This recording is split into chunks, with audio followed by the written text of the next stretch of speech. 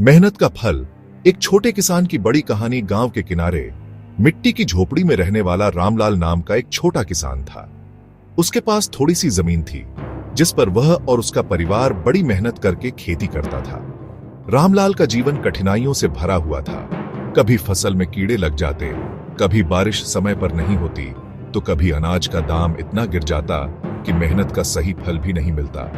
फिर भी रामलाल हार मानने वालों में से नहीं था। वह हमेशा कहता, मेहनत करने वाले का रास्ता मुश्किल हो सकता है, लेकिन अंत में जीत उसी की होती है। पहला संघर्ष सुबह सूरज निकलने से पहले ही वह खेतों में हल लेकर पहुंच जाता।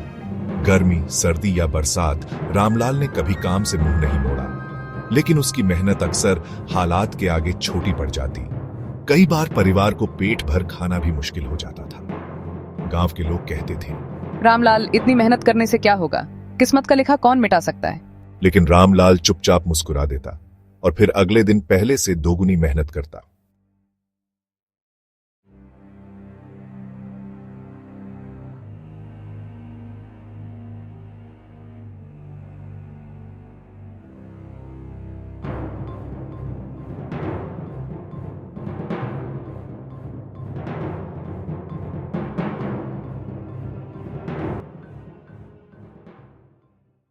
बदलाव की शुरुआत एक दिन गांव में कृषि विभाग से एक अधिकारी आया।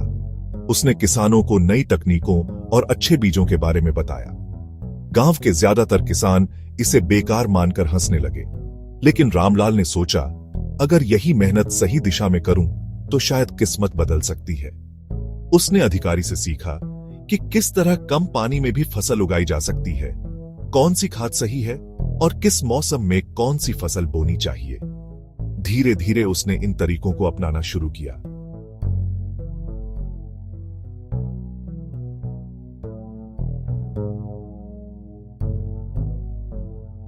मेहनत का फल पहले ही साल उसकी फसल गांव के बाकी किसानों से कहीं बेहतर हुई।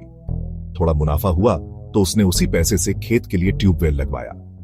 अगले साल उसने गाय भैंस खरीदी ताकि दूध बेचकर भी कुछ आमदनी हो सके। कुछ ही वर्षों में उसकी जमीन बढ़ने लगी। जहां कभी वह हाथ से हल चलाता था, अब वहां उसका खुद का ट्रैक्टर चलने लगा। उसके पास अच्छी मशीनें आ गईं। पहले जो परिवार भूखा सोता था, अब वही गांव में दूसरों की मदद करता था।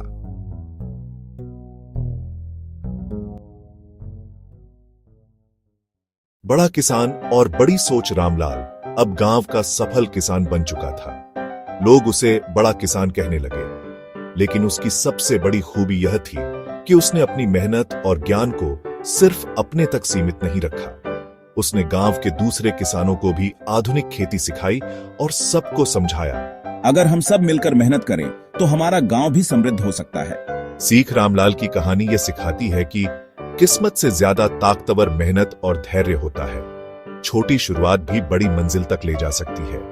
मेहनत का फल देर से ही सही, लेकिन मीठा जरूर होता है। यही वजह है कि कहा गया है, मेहनत का फल मीठा होता है और जो कभी हार नहीं मानता वह एक दिन जरूर जीतता है।